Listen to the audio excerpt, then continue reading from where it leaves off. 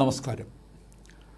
ആന്ധ്ര മുഖ്യമന്ത്രി ചന്ദ്രബാബു നായിഡുവിൻ്റെ ഭാര്യ നരഭുവനേശ്വരിയുടെ കുപ്പം മണ്ഡലത്തിലെ 4 ദിന സന്ദർശന പരിപാടി അവസാനിക്കുമ്പോൾ ആന്ധ്ര രാഷ്ട്രീയത്തിൽ അവരുടെ രാഷ്ട്രീയ പ്രവേശത്തെക്കുറിച്ച് അഭ്യൂഹങ്ങൾ ഏറുകയാണ്. ചന്ദ്രബാബു നായിഡുവിനെ തുടർച്ചയായി വിജയിപ്പിക്കുന്ന മണ്ഡലമാണ് കുപ്പം. തെരഞ്ഞെടുപ്പ് പ്രചാരണത്തിന് എത്തുമ്പോൾ പോലും 3 നാളിൽ കൂടുതൽ നായിഡു കുപ്പത്ത് കഴിയാറില്ല. വനിതകളുമായും സമൂഹത്തിലെ അവശവിഭാഗങ്ങളുമായി ഭുവനേശ്വരി നേരിട്ട് സംവദിക്കുന്ന പരിപാടികളാണ് നടക്കുന്നത്. ഇതിനിടയിൽ 2 ഗ്രാമങ്ങൾ അവർ ദത്തെടുത്തു. നേരക്കെ കുപ്പത്തെ പാവപ്പെട്ട 3 കുട്ടികളുടെ മുഴുവൻ വിദ്യാഭ്യാസ ചെലവും ഭുവനേശ്വരി ഏറ്റെടുത്തിരുന്നു. കുപ്പത്തെ ഓരോ സ്ത്രീയുടെയും ശാക്തീകരണത്തിനും വികസനത്തിനും സൗകര്യമൊരുക്കുന്നതിനുള്ള നടപടികൾ കൈക്കൊള്ളുമെന്ന് യോഗങ്ങളിൽ ഭുവനേശ്വരി പറഞ്ഞു. തൊഴിലില്ലാത്തവരെ കുപ്പത്തേക്ക് മാറ്റിപ്പാർപ്പിച്ചുകൊണ്ട് തൊഴിലവസരങ്ങൾ സൃഷ്ടിക്കാനും പദ്ധതിയുണ്ട്. YSRCP ഭരണകാലത്ത് ഉടലെടുത്ത ഭൂമിയുമായി ബന്ധപ്പെട്ട പ്രശ്നങ്ങൾക്ക് വേഗത്തിലുള്ള പരിഹാരങ്ങൾ അവർ ഉറപ്പു നൽകി. കുപ്പം മണ്ഡലത്തിന് ശേഷം പിന്നാക്കം നിൽക്കുന്ന മറ്റു പ്രദേശങ്ങളിലേക്കും ഭുവനേശ്വരി ജനസമ്പർക്ക പരിപാടിയുമായി എത്തുമെന്നാണ് TDP നേതാക്കൾ പ്രതീക്ഷിക്കുന്നത്.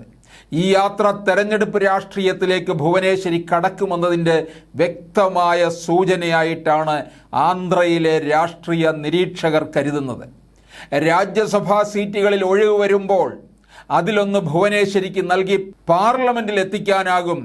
അങ്ങനെ സംഭവിച്ചാൽ മന്ത്രിസഭാ പുനഃസംഘടന വരുമ്പോൾ ഭുവനേശ്വരി കേന്ദ്രമന്ത്രി ആയാലും അത്ഭുതപ്പെടാനില്ല. അതല്ല, 2029 കുപ്പത്ത് നിന്ന് മത്സരിക്കുന്നതിന് മുന്നോടിയായി ഈ ജനസമ്പർക്ക പരിപാടികളെന്നാണ് മറ്റൊരു നിരീക്ഷണവും. AP സ്കിൽ ഡെവലപ്മെന്റ് കോർപ്പറേഷൻ അഴിമതിയുമായി ബന്ധപ്പെട്ട് ക്രൈം ഇൻവെസ്റ്റിഗേഷൻ ഡിപ്പാർട്ട്മെന്റ് ചന്ദ്രബാബുവിനെ 2023 സെപ്റ്റംബർ 9 അറസ്റ്റ് ചെയ്തതിനെ തുടർന്നാണ് ഭുവനേശ്വരി രാഷ്ട്രീയ ദൗത്യം ഏറ്റെടുത്ത് ഭർത്താവിൻ്റെ നിഴൽ വിട്ടിറങ്ങിയത്. നായിഡു 53 ദിവസം രാജമുണ്ട്രി സെൻട്രൽ ജയിലിൽ കഴിഞ്ഞ നാളുകളിൽ YSRCPക്കെതിരെ ശക്തമായ പ്രചാരണം ഭുവനേശ്വരി നടത്തി. ജയിലിൽ അദ്ദേഹത്തെ സന്ദർശിക്കാൻ എത്തിയപ്പോഴൊക്കെ അവർ മാധ്യമങ്ങളോട് സംസാരിച്ചു. ജയിലിൽ എൻ്റെ ഭർത്താവിൻ്റെ ജീവൻ അപകടത്തിലാണ്. ജയിൽ മുറിയിലെ മോശം അവസ്ഥ കാരണം ഇതിനകം ശരീരഭാരം 5 കിലോ കുറഞ്ഞു. കൂടുതൽ ഭാരം കുറഞ്ഞാൽ അത് വൃക്കയെ ബാധിക്കും. ജയിൽ മുറിയിലെ ചൂട് ഈർപ്പവും കാരണം അദ്ദേഹത്തിന് ചർമ്മത്തിൽ അണുബാധ ഉണ്ടായിരുന്നു എന്നാണ് ഭുവനേശ്വരി പറഞ്ഞത്. സമൂഹ മാധ്യമത്തിലും അവർ സജീവമായി. നായിഡുവിൻ്റെ അറസ്റ്റിനെതിരെ പ്രതിഷേധിച്ചുകൊണ്ട് അന്നത്തെ മുഖ്യമന്ത്രി ജഗൻമോഹൻ റെഡ്ഡിക്കെതിരെ തിരുപ്പതിയിൽ നിന്നാണ് ഭുവനേശ്വരി തൻ്റെ നിജാം ഗലാവലി, അതായത് സത്യം ജയിക്കണം എന്ന യാത്ര ആരംഭിച്ചത്. ആന്ധ്ര രാഷ്ട്രീയത്തിൽ ഇത്തരം യാത്രകൾക്ക് എപ്പോഴും പ്രസക്തിയുണ്ട്. യാത്രയ്ക്ക് മുമ്പ് അവർ തിരുപ്പതി ക്ഷേത്രം സന്ദർശിച്ചു. ഭർത്താവില്ലാതെ ആദ്യമായിട്ടാണ് തിരുമല ക്ഷേത്രത്തിൽ എത്തുന്നത് എന്ന് തന്നെ സങ്കടപ്പെടുത്തിയെന്ന് ഭുവനേശ്വരി സമൂഹ മാധ്യമത്തിൽ കുറിച്ചു.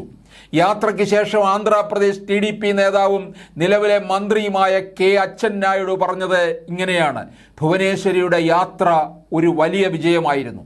അവർക്ക് ജനങ്ങളുമായി നല്ല ബന്ധം കെട്ടിപ്പടുക്കാൻ കഴിഞ്ഞു. ശക്തയായ ഒരു വനിതാ നേതാവ് പാർട്ടിയിൽ വേണ്ടത് കാലത്തിൻ്റെ ആവശ്യമെന്ന് തിരിച്ചറിഞ്ഞാണ് ചന്ദ്രബാബു നായിഡു ഭാര്യയെ കളത്തിലിറക്കിയതെന്നാണ് ഇപ്പോഴത്തെ രാഷ്ട്രീയ നീക്കങ്ങൾ വ്യക്തമാക്കുന്നത്.